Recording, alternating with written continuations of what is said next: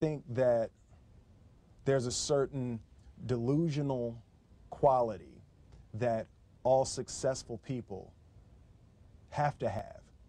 You have to believe that something different than what has happened for the last 50 million years of history. You have to believe that something different can happen. Yeah, it's almost a kind of innocence. Absolutely. In other words, if you knew how difficult it was, right, you would have never gone down that path. Absolutely. You know, if somebody had said to Ali, no one can beat this guy, he's this much stronger, he's this much bigger, he's got that much bigger punch than you do, and he believed that, he would have said, never you got to have an take innocence that somehow. Absolutely. You know, I think that's a huge part of me, because, and I say to my friends all the time, and we laugh about it, I truly, honestly, as I sit here before you right now, as honestly as I can say it to you, I truly believe that I could be the president if I wanted to.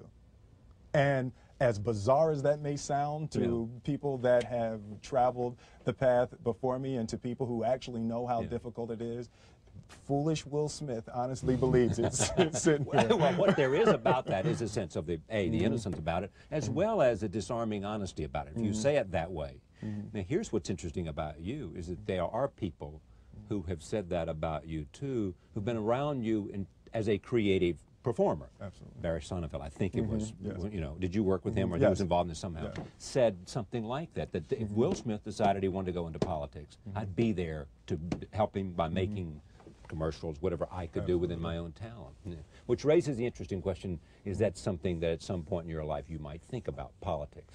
Well, you know, I absolutely feel that there are certain gifts and certain talents that God has blessed me with, that it would be spiritually criminal to only use to make money.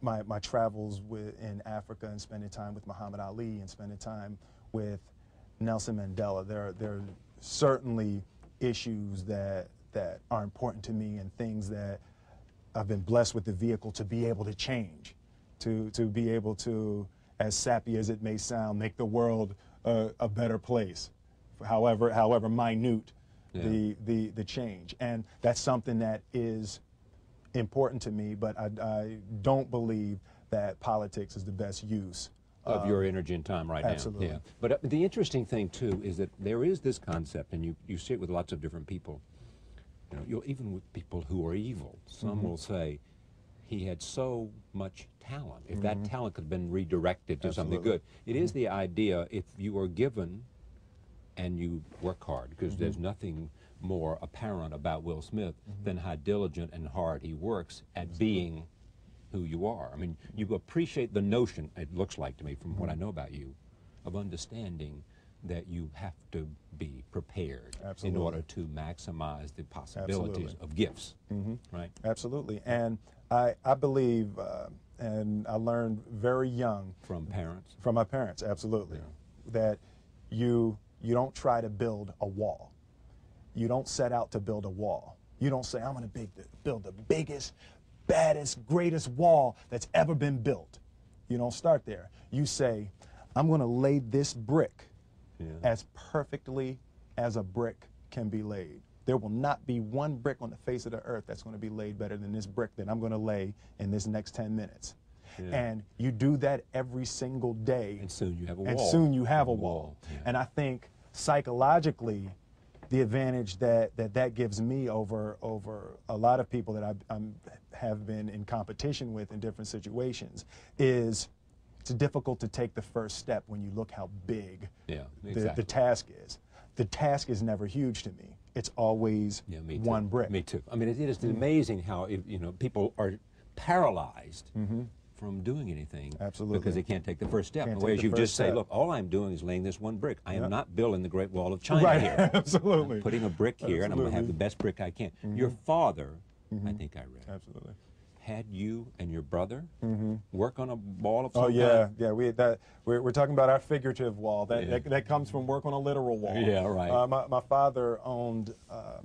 It actually was an old bakery when I was growing up. My father was an electrician and a refrigeration man. We would install supermarkets. You see the long freezer cases in supermarkets. We would install those long freezer cases and all the lights.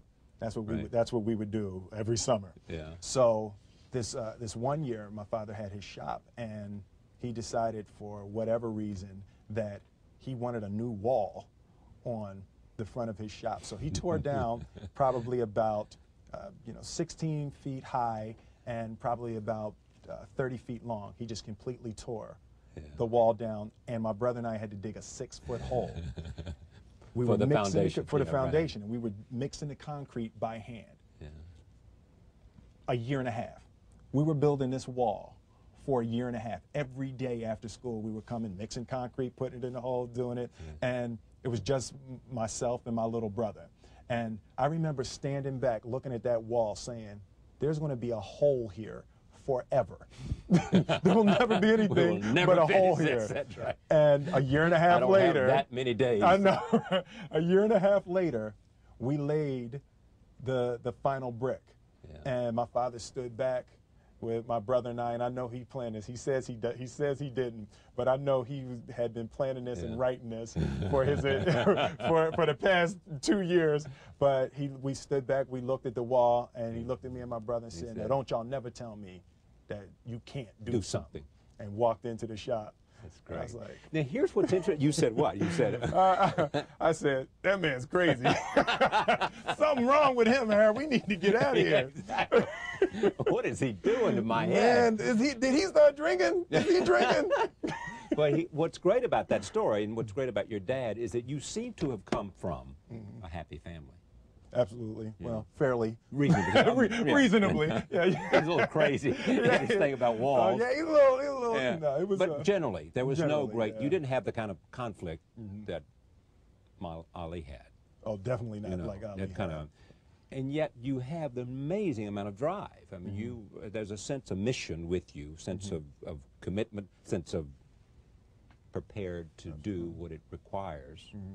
Right? Absolutely. I mean, so you didn't come from a struggling artist background to become well, you know what? an accomplished professional. I think both of my parents and my grandparents were achievers. You know, my mother worked for the school board of Philadelphia, so growing up we couldn't say y'all.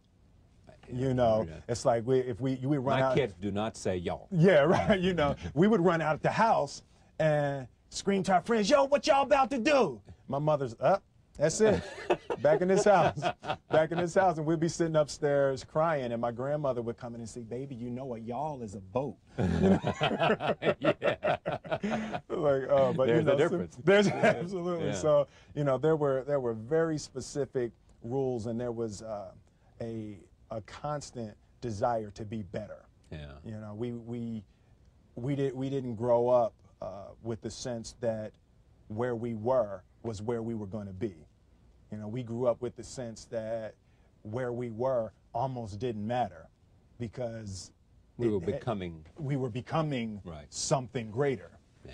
And I always remember that my mother or father or grandmother would say, "That's great, baby. You did a really good job with that. That's incredible. Congratulations. Try this next time."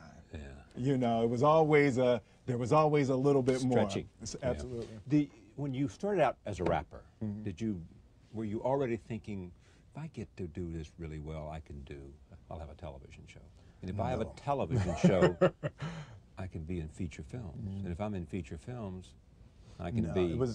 For me, it was always, my biggest dream coming up was I wanted to hear one of my records on the radio. That was it? That was it. That's what I wanted to do. I wanted to hear one of my records on the radio. And I wanted to see someone hear my record on the radio. And in June 1986, I saw a guy ride past my father's shop, you know, dropping his head, you know. So from that point, I've really been beyond my dreams. And even with the first Grammy nomination, we were we were beyond Yeah. anything. We when we recorded, we didn't say, "Wow, it would be cool to be." We at just the want to hear it Grammys." on the radio. We just want to hear it on the radio, you know. Yeah. And from that point, I've been